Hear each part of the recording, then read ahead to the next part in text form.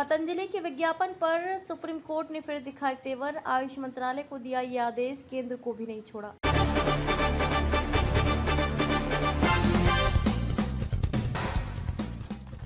दवाओं के भ्रामक विज्ञापन पर सुप्रीम कोर्ट ने मंगलवार को कड़ा रुख अपनाया। शीर्ष अदालत ने इसे गंभीरता से लेते हुए कहा कि केंद्रीय आयुष मंत्रालय को भ्रामक विज्ञापनों के खिलाफ लोगों को जागरूक करने के लिए अपनी वेबसाइट पर एक डैशबोर्ड बनाना चाहिए। जस्टिस हिमा कोहली और संदीप मेहता की पीठ ने यह भी कहा कि विज्ञापनों को मीडिया में जारी करने से पहले उसकी उचित स्वीकृति अनिवार्य की जानी चाहिए। पीठ ने पतंजलि आयुर्वेद लिमिटेड के भ्रामक विज्ञापन से जुड़े मामले की सुनवाई के दौरान ये निर्देश दिया। पीठ ने भारतीय चिकित्सा संघ IMA की ओर से दाखिल याचिका में आरोप लगाया कि पतंजलि आयुर्वेद लिमिटेड द्वारा कोविड टीकाकरण अभियान और आधुनिक चिकित्सा पद्धति को बदनाम करने के लिए अभियान चलाया था। केंद्र सरकार को आड़े हाथ लिया। शीर्ष अदालत ने भ्रामक विज्ञापनों के खिलाफ लोगों द्वारा की जा रही शिकायतों पर कार्रवाई नहीं किए जाने पर केंद्र सरकार को आड़े हाथ लिया है। पीठ ने कहा कि प्राप्त शिकायतों पर की गई कार्यवाही के बारे में उचित आंकड़ों की कमी उपभोक्ताओं को असहाय और अंधेरे में छोड़ देती है। पहले उपभोक्ताओं की 2500 से अधिक शिकायतें थी, जो अब घटकर सिर्फ 130 रह गई हैं। जस्टिस कोहली ने कहा कि तथ्यों को देखने से इसकी प्रमुख वजह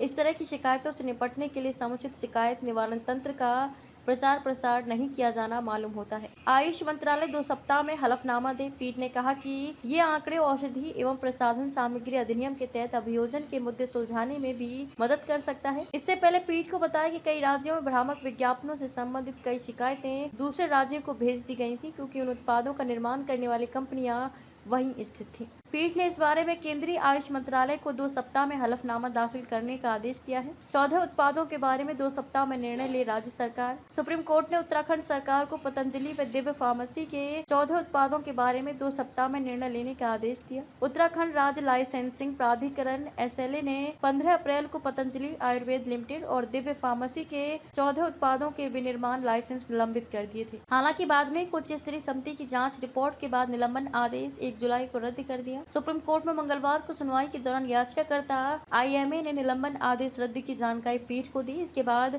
पीठ ने राज्य सरकार के वकील से पूछा कि मामला खत्म करने के लिए आपको कितना समय चाहिए। वकील ने कहा कि 3 से 4 सप्ताह। इस पर जस्टिस कोहली ने कहा कि इतना समय क्यों। पीठ ने उत्तराखंड सरकार को 2 सप्ताह में निर्णय लेने और हलफनामा दाखिल करने का निर्देश दिया।